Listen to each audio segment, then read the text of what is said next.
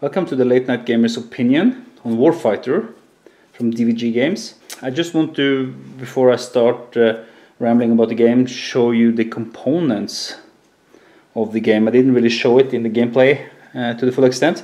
There are a lot of cards, as you can see.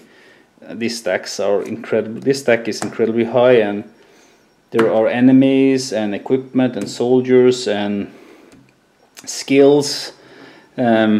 There are even some plastic soldiers and some bullet dice, which I don't personally like, and a player map, which I also find a little bit, well, not too good actually, not too functional. And it's paper. I like mounted maps really, but I mean I understand that that will just add to the cost of the game. So, and you can perfectly well play it without any use of this this map. You don't really need it. It's fine because there are some reminders about game sequence and stuff on it, but you don't need it at all. And there are of course counters, countless of counters.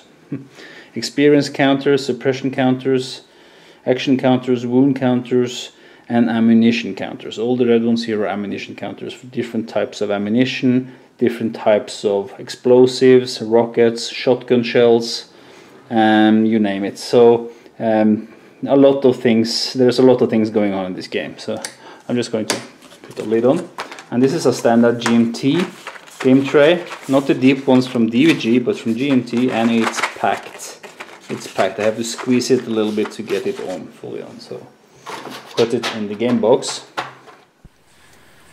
You would suspect when you have so many soldiers that there is overlap, because they only can vary so much, right? But I must say that they have done an excellent job in having enough variability among the soldiers. Just, I mean, if you can look here at the player soldiers, they all have different health, loadout, and unarmed value, and movement value as well, and cost. So these are your parameters that you can vary on. I have this guy here, which is a 6, 11, 10, 1 movement, but he has this special thing here that he has some support thing.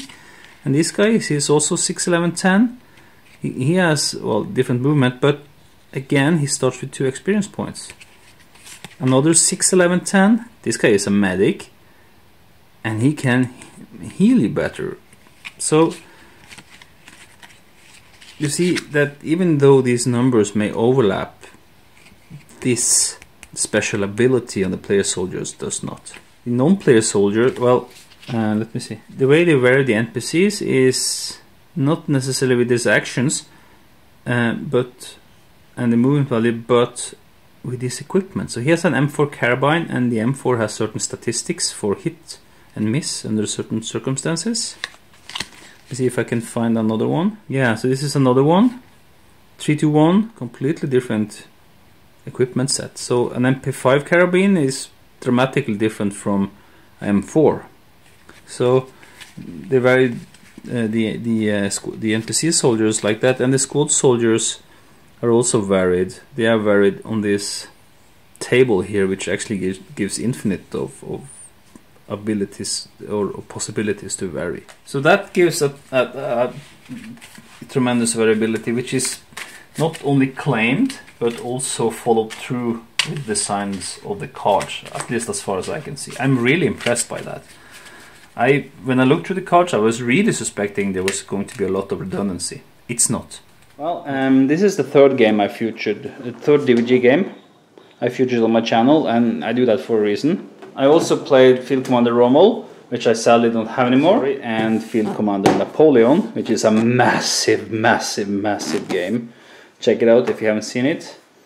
In addition, DVG also have the Leader series of game, represented here by Hornet Leader. I haven't shown this on my channel yet. Well, in terms of box sizes, Napoleon takes the lead. Hornet Leader and Warfighter is actually quite tiny in comparison, but that's because it's mainly cards in the game and not so many components and mounted maps as in the other games. Well, this is good that I have it, because these two games sort of represents two different types of solitary games that DVG currently have. So the Field Commander series, represented here by Napoleon, is where you move units around in the map, and the enemy is moving against you in certain patterns based on die roll. So it's a dynamic changing map, and you roll dice for doing the battles, throwing chits to determine what the enemy does.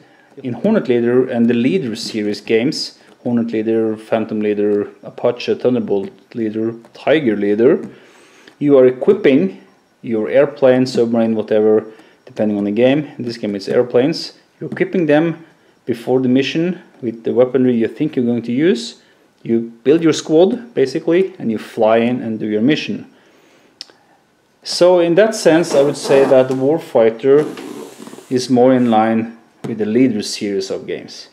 You equip your soldiers, you try to figure out what the mission has in stock for you, and you try to resolve it as you go along. The difference is that in the Hornet Leader, once the enemy pops up, they're there and you can relate to them. In Warfighter, they pop out at every location as you move along. So it's a little bit different. But it's clearly inspired by the Leader series of games. That is not necessarily a bad thing. On the cards here, you don't get sort of bonuses for the terrain. There's no way that you can use the terrain to your advantage, in the sense that you can move from house to house, or you have skills that do that. You can play cards that sort of simulates that have this effect, but there's no strategic or tactical choices, I would say. There's no tactical choices on the cards himself. You just move along and you take out the enemies as they come at you.